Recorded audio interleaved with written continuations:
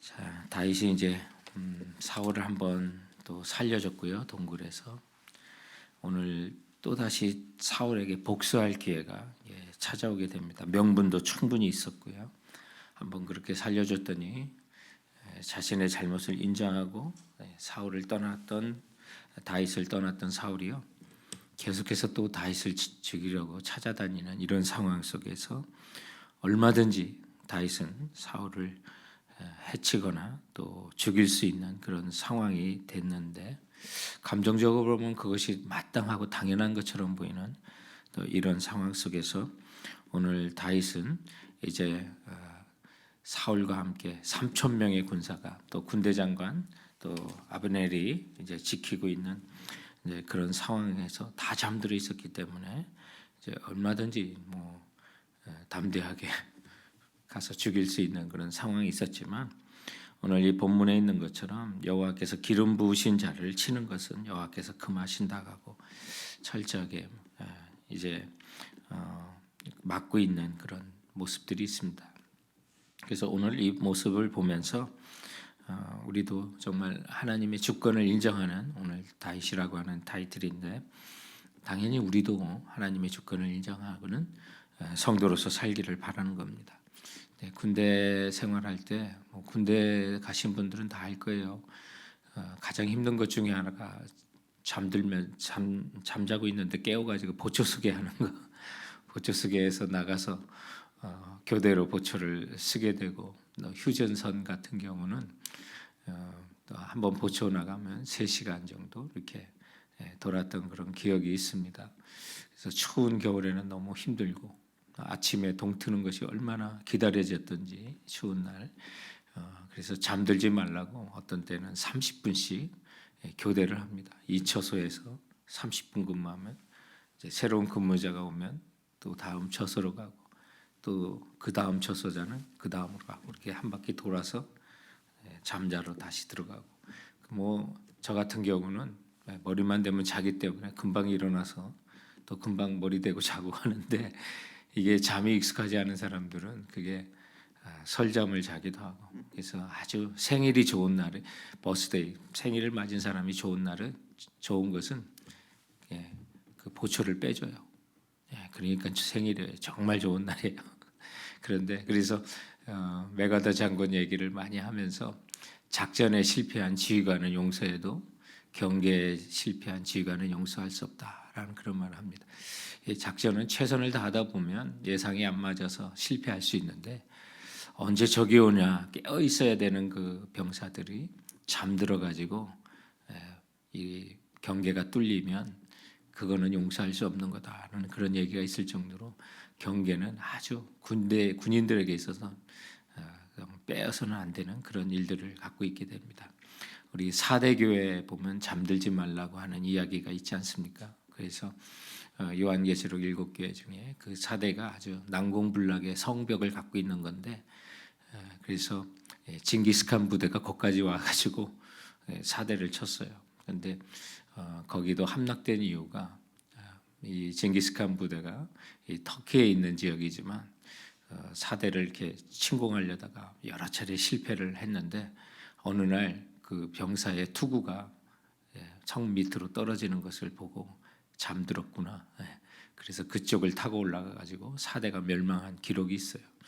주님께서는 그걸 아시고 깨어 있으라고 하는 거예요. 잠들면 안 된다고 하시는 그런 말씀을 하셨는데 그만큼 경계가 중요한데 오늘 사울을 모시고 있는 3천 명의 군대가 또 아브넬의 군대 장관이 있음에도 불구하고 잠들어서 이제 죽게 되는 그런 죽일 수 있는 그런 상황 속에 아비새라고 하는 군대 장관이 다윗을 보호하는 군대 장관이 함께 가주겠다고 해서 사울을 죽일 수 있는 그런 기회가 있단 말입니다.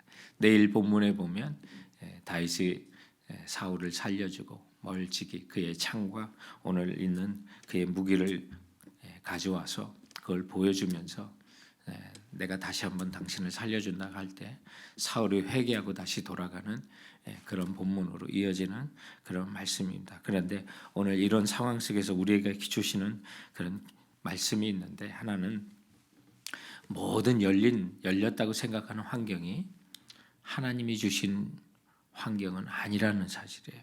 우리는 그래서 어떤 그 결과가, 그 열매가 생명을 살리고 하나님께 영광이 되냐, 이걸 따져야 되는데, 오늘 아비새는 지금 그 기회가 하나님이 주신 기회라고 생각하는 거예요.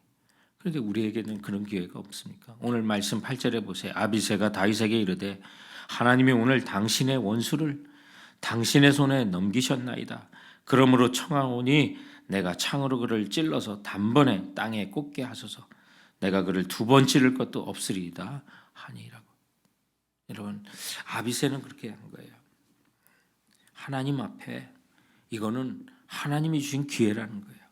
지금 우리에게 주신 이 좋은 기회, 상황이 하나님이 펼쳐놓으신 시험이라는 거 깨닫지 못하고 모든 조건과 환경이 나에게 유리하면 하나님이 내 편이라고 생각하는 그런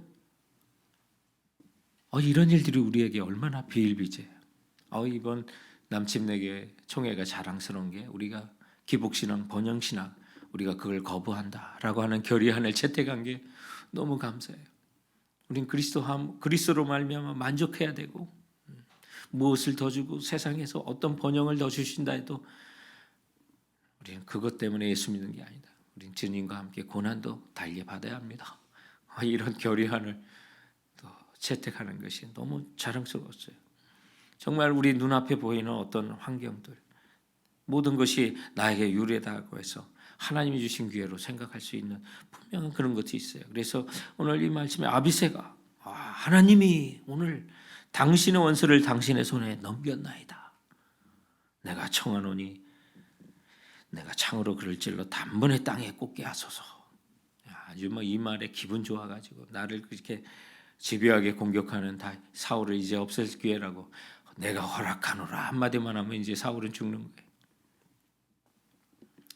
성도 여러분, 참 오늘 다윗을 주변에 참 많은 사람이 있었는데 오늘 아비새의 조언을 다윗이 정말 귀담아 듣고 그대로 했다면 어떠했을까?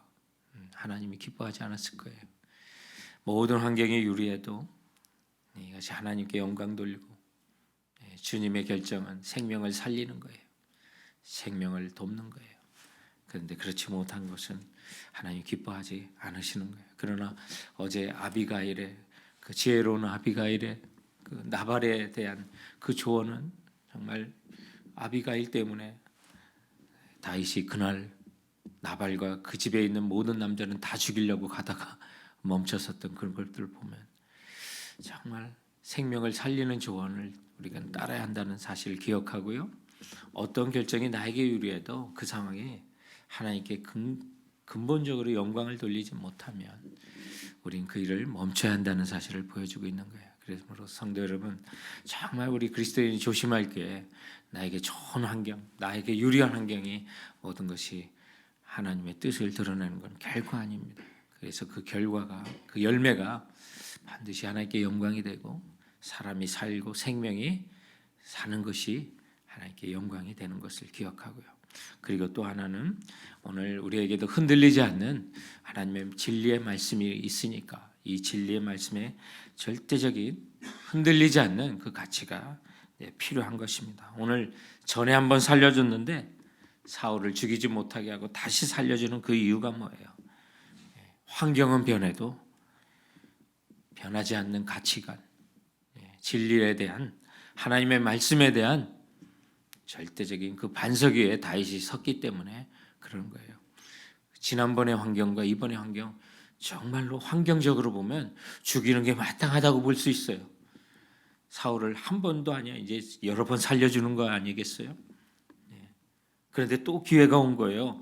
그런 상황에서도 자기를 죽이지 않겠다고 하고 떠난 사람이 또 죽이려고 찾아온 것을 이렇게 봤을 때 정말 이거 가만둘 만하겠어요? 힘든 거죠.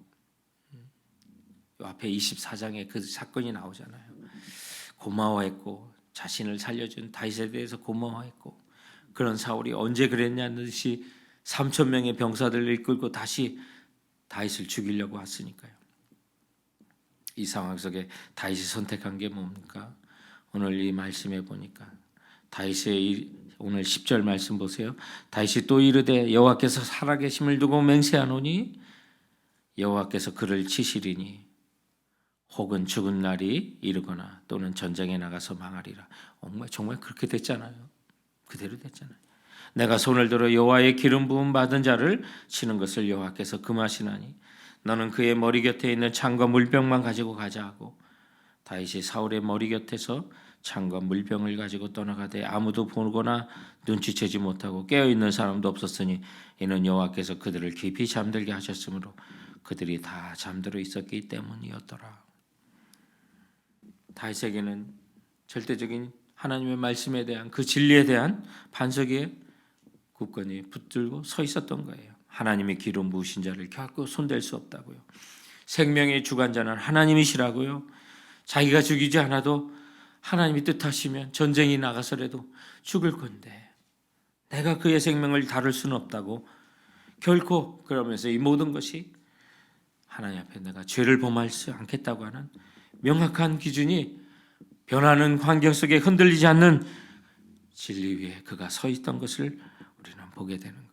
사랑하는 성도 여러분, 오늘 아비새의 모습도 있고 다윗의 모습이 우리 앞에 선택하고 있는 거예요. 내게 유리한 환경이라고 하나님이 주신 기회가 다 아니에요. 그러나 그 상황 속에서도 하나님이 금하신 것은 우리도 금해야 되고요. 하나님이 하지 말라는 거 하지 말아야 되고 생명의 주관자는 우리 하나님이십니다.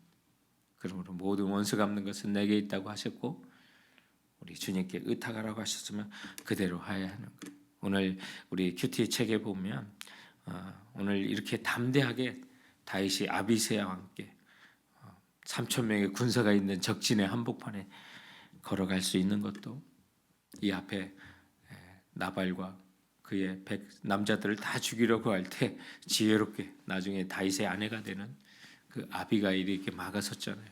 그러면서 다윗에게 뭐라고 해요?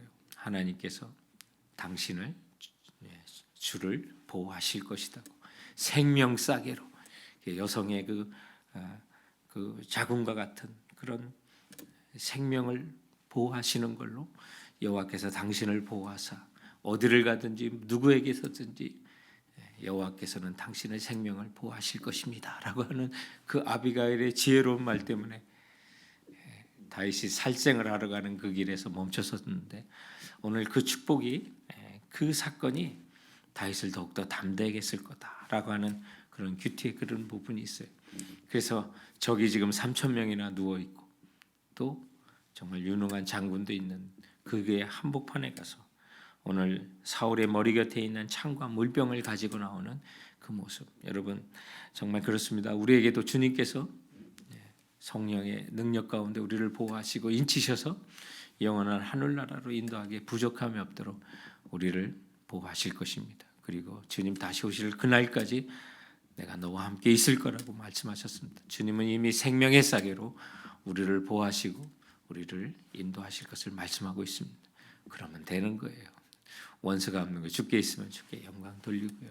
모든 환경이 내게 유리하더라도 하나님이 금하신 것은 금이하는 것이 마땅합니다. 그리고 하나님께서 하십니다. 하나님이 일하십니다.